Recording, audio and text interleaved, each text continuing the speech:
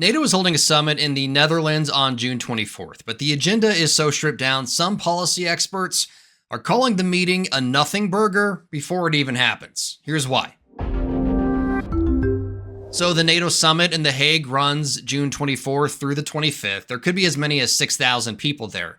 Ahead of the meeting, a think tank called the Center for European Policy Analysis, or CEPA, held a briefing for international press. Now, CEPA counts former ambassadors, military leaders, and other high-level officials amongst its fellows, and they were pretty much all in agreement that the agenda of this year's summit lacks some substance. The summit itself is a bit of a nothing burger, actually. They've gotten everything out, including the Russia strategy that was supposed to be written and then will not be written. That was, to keep the peace, essentially. Ukraine is almost, as Kurt said, almost exclusively, almost completely out of this summit. Now, just because NATO is serving nothing burgers doesn't mean there won't be some hors d'oeuvres to snack on. If there is an issue to keep an eye on in particular, it's the new spending threshold proposal. President Trump has said for years NATO members need to spend more on their own defense, and it's happening.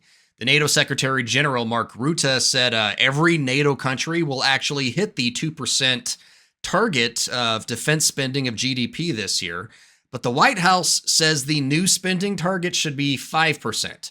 It's a very ambitious target and one that won't be easy for many NATO members to meet. Each one of the countries was working, as they are now in their European capitals, trying to figure out how they're going to thread that needle of being able to make the commitment, but also make the accounting work when every single nation has to make trade-offs against what is generally unpopular, massive increases in defense spending.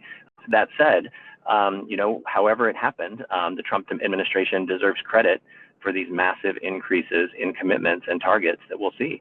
It was a very different method, and there's questions about whether or not that method needed to be used to see these numbers. But you do hear those that have been asking for larger increases in defense spending in European capitals praising at least the numbers that they're going up.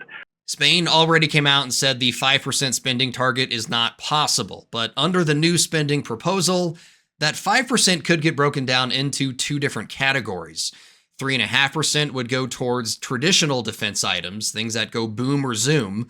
The other 1.5% could be spent on dual-use technologies like telecom infrastructure or increased electronic and cyber warfare capabilities. Things that, benefit a country both in peace and wartime. There are capability benchmarks NATO countries will need to meet, but those are, of course, classified.